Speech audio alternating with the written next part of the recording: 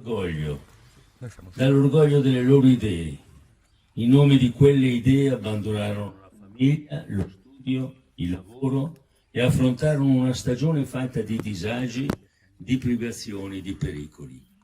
Fra loro vi erano cattolici, comunisti, liberali, monarchici, azionisti, socialisti, che seppero in tanti casi mettere da parte le contrapposizioni per rendere un comune servizio alla loro patria.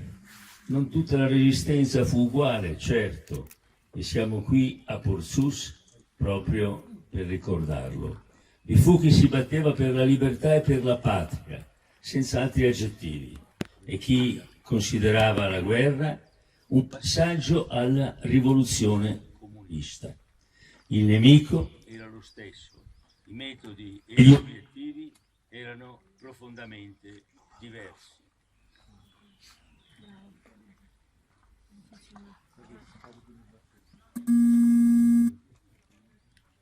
Io posso parlare un po' più alto a braccio?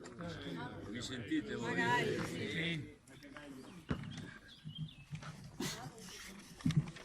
Qui a Porzus ricordiamo il martirio di una delle unità più valorose della Resistenza, la Brigata Osoppo.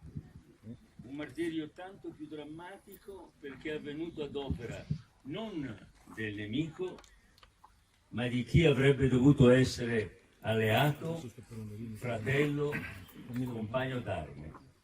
A Porzus si è scritta forse la pagina peggiore della guerra partigiana, quella nella quale l'ideologia comunista prevalse su tutto, anche sull'interesse nazionale. La Brigata Osoppo, fatta di partigiani moderati, per gran parte cattolici, fu davvero un grande simbolo di libertà e di dignità nazionale. E come vedete lo resta tuttora, compiuto dai soldati tedeschi. Sono convinto che la libertà sia il nostro primo diritto, il più grande dono che i nostri padri ci hanno lasciato in eredità. Dobbiamo esserne degni e questo significa trovare lo spirito con il quale allora i nostri padri furono capaci di superare le ideologie per combattere un nemico comune, ma anche per costruire una Costituzione nella quale tutti potessero riconoscersi e un modello di convivenza civile che regge tuttora in tempi così diversi rispetto al passato. Io cerco di comunicare questi miei sentimenti alle persone che mi ascoltano, per questo cerco di invitarli a riflettere prima di andare a votare e a seguito di queste riflessioni di votare per un partito della libertà. Grazie a tutti voi.